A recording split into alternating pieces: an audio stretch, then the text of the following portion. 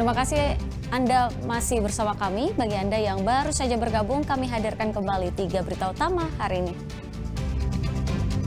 Terjebak banjir bandang, 3 dari 6 pekerja hilang terseret aliran sungai Klawing Purbalingga.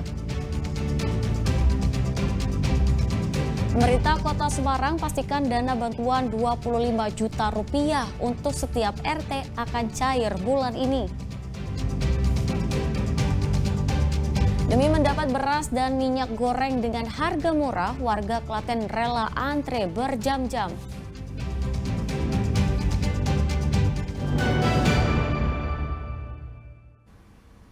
Ya, mengatasi masalah inflasi, pemerintah daerah rutin menggelar pasar murah di berbagai daerah. Namun kehadiran pasar murah itu kadang menguji kesabaran warga. Sebab untuk mendapat 1 paket sembako, mereka harus mengantre berjam-jam. Kenapa tadi, Bu? Ini adalah antrean proses verifikasi data sebelum warga desa Demak Ijo, Kecamatan Karangnongko, Klaten bisa membeli paket sembako di pasar murah. Tak hanya ibu-ibu, warga lanjut usia juga harus mengantre untuk didata sebelum mendapatkan paket sembako. Tujuannya biar pembagiannya merata. Hanya saja soal berapa lama waktu yang dibutuhkan untuk mengantre, coba tanyakan saja ke Lasiem. Waduh, jam 8 itu dari sini. Sampai lapar saya mau pulang. Nanti berapa jam tadi? Ya?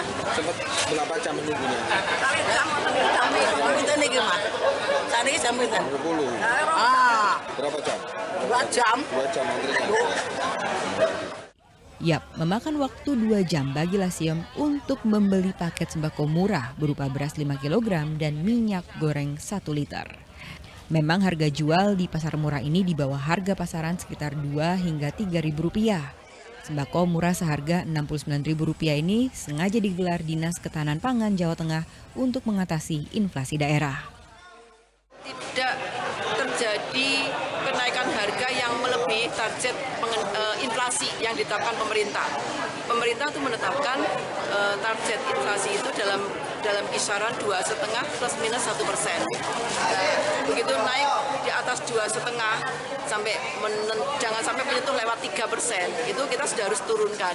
Karena kalau nggak dilakukan intervensi, nanti semakin naik dibiarkan liar, nanti daya beli masyarakat semakin berkurang. Nah, ini yang nggak boleh terjadi. Maka kita melakukan subsidi harga pangan ini dalam rangka pengendalian inflasi.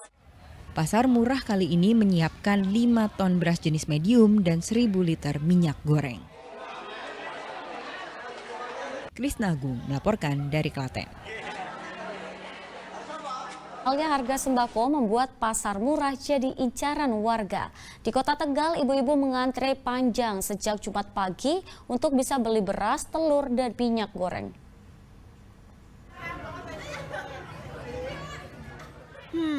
Ada antrean panjang seperti ini, apalagi kalau bukan pasar murah. Sejak Jumat pagi, ibu-ibu di Kota Tegal sudah berbaris rapi di pendopo Kecamatan Tegal Timur.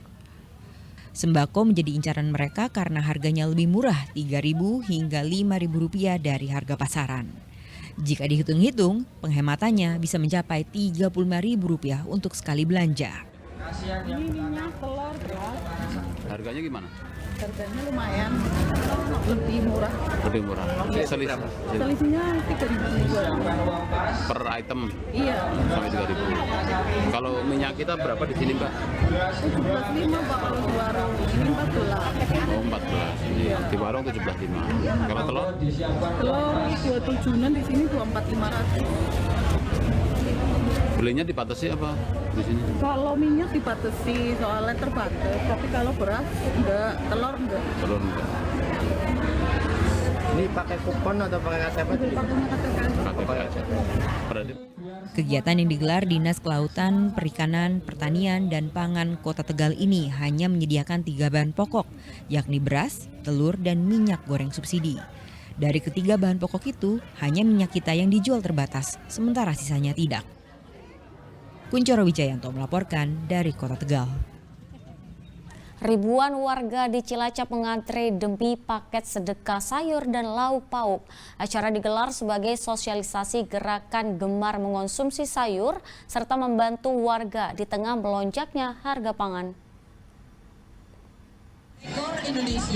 Alun-alun Kabupaten Cilacap, Jawa Tengah dipadati ribuan warga yang datang dari berbagai desa. Warga yang didominasi kaum ibu-ibu mengantri pembagian gratis paket sayuran dan lauk pauk. Penyelenggara acara menyediakan 5.000 lebih paket yang terdiri dari beragam jenis sayuran, bumbu, serta lauk pauk. Agar tertib, panitia membagikan kupon untuk mengambil paket. Ada sayur mayur, ada tempe, ada buahnya. Oh gitu. Senang? Bisa kenapa? Manfaat juga buat seminggu. Sedekah sayur dan lauk pauk digelar sebagai sosialisasi gerakan gemar mengonsumsi sayuran.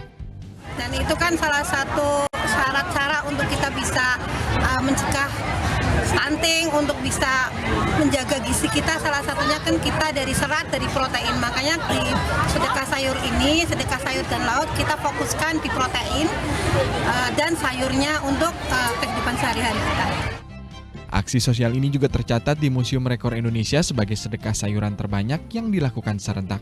Mardianto melaporkan dari Cilacap, Jawa Tengah. Ya, informasi tadi mengakhiri jumpa kita di Berita Jawa Tengah. Jangan lupa pastikan Anda subscribe channel YouTube Liputan 6 SCTV Daerah. Atas nama rekan yang bertugas, saya Teatrika Putri mengucapkan terima kasih atas kebersamaan Anda. Selamat beraktivitas dan sampai jumpa.